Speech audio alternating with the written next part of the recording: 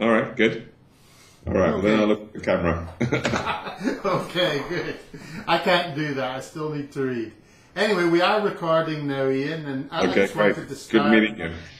Just to start by saying thank you for agreeing to do this for our students at Waterloo.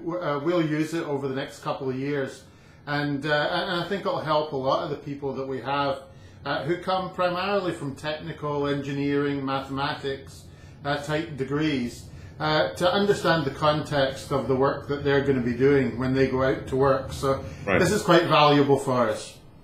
Good. So the first question I've got for you is, could you please introduce yourself to the students and tell us how your career led up to the role that you have now at Oxford?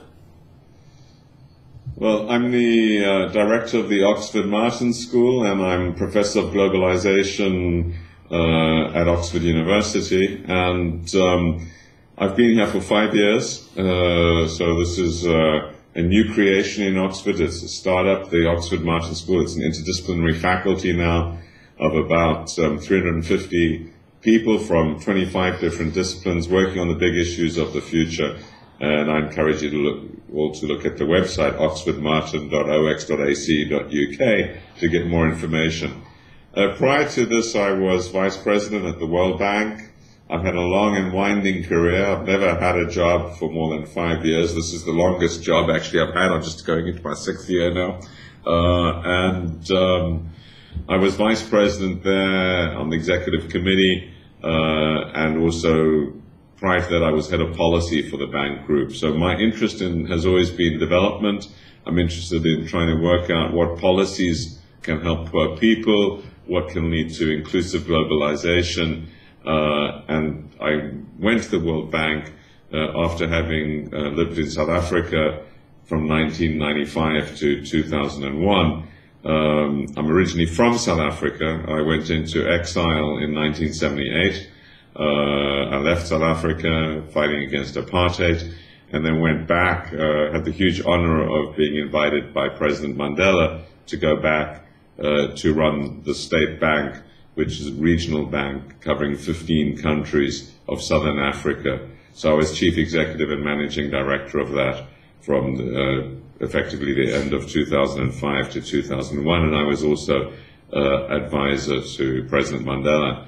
I traveled with Mandela to many places. Unfortunately, I didn't get to Waterloo or even to Canada, but went to Washington and London and Paris, Japan with him, working on the economic side of things. The work I did in South Africa was really, again, focusing on development policy, on investment, infrastructure investments. We created about 25,000 small businesses a year through helping them develop, and also working on some of the big policy issues around these things, around finance.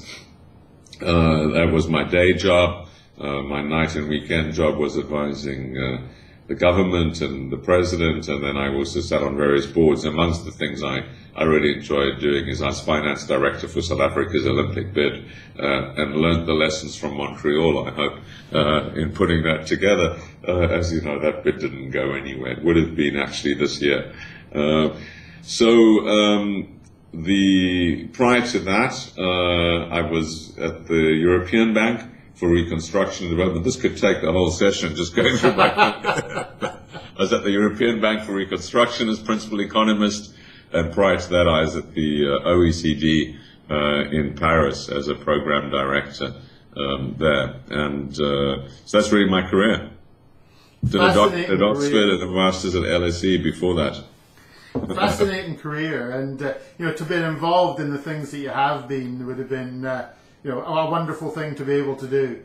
But what I wanted to ask you about next was, what do you see as the main elements of globalization? You've been close to, it would appear, a lot of the things that have happened with globalization recently. What would you say were the main characteristics of it? Well, I think that globalization, well, let's first define it. By globalization, I mean increasing integration between societies, increasing openness and connectivity between societies. And I think that is an inevitable in a way, part of the technological change, the political and ideological change that's really accelerated. It's gone through waves in history.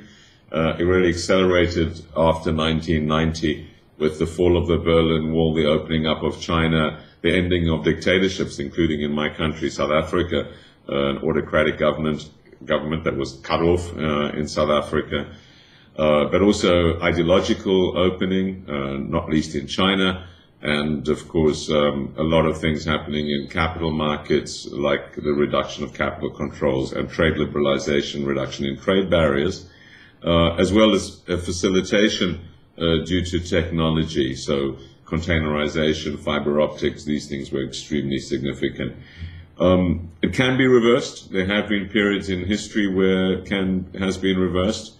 I think it's the most powerful, positive force in the history of humanity to lift people out of poverty, to bring people opportunity, education, knowledge, things they need, like, let's say, vaccines or food. So it can be the most powerful, positive force. It is the reason why societies are accelerating and catching up in many emerging markets, but it's also a very dangerous force. And if it's not managed properly in policy or by the actors like the multinational companies that engage in it, if it's not properly understood by all of us, it can be misused. So it's been the underbelly of globalization, unfortunately, has been growing inequality and also some major systemic risks, which are now spreading very rapidly. The financial crisis is a very clear example of the underbelly of globalization. So too is the potential for a rapid spread in new global threats like pandemics, and of course the rapid increase in climate change as a result of the success, in a sense, of globalization in the economic growth of many countries, and as well as be able to distribute energy systems around the world, petroleum. So my view is that globalization is a very positive force. It needs to be managed to be more inclusive. I don't see it as a threat. I don't think it leads to homogenization. The French used to worry that everyone would be eating McDonald's and wearing Levi's in France. Last time I checked, France is as French as it has ever been. Indeed, what globalization has done is led to a widening of the attraction of Frenchness, so that there are more people attracted to that. The French restaurants and French movies are doing better than they ever have been. And that's true of all societies. Some societies have virtually disappeared, like the Armenian societies have recreated themselves through globalization by connecting with their diaspora that survived outside Armenia. So it's not necessarily a destructive force, but it can be. And what I feel very strongly about, and that's why I've written a lot about this, I'm spending a lot of time researching at the moment, is how does one make globalization work? How does one make it work for poor people? How does one reduce the risks associated with it? How do you make it a powerful force for good, rather than something that undermines what we want to achieve for humanity? So that's the challenge. I think those that simply say stop globalization have it quite fundamentally wrong, because that's also about stopping progress in many parts of the world. So I don't think it's about stopping it. I think it's about working out what policies can make it more effective. So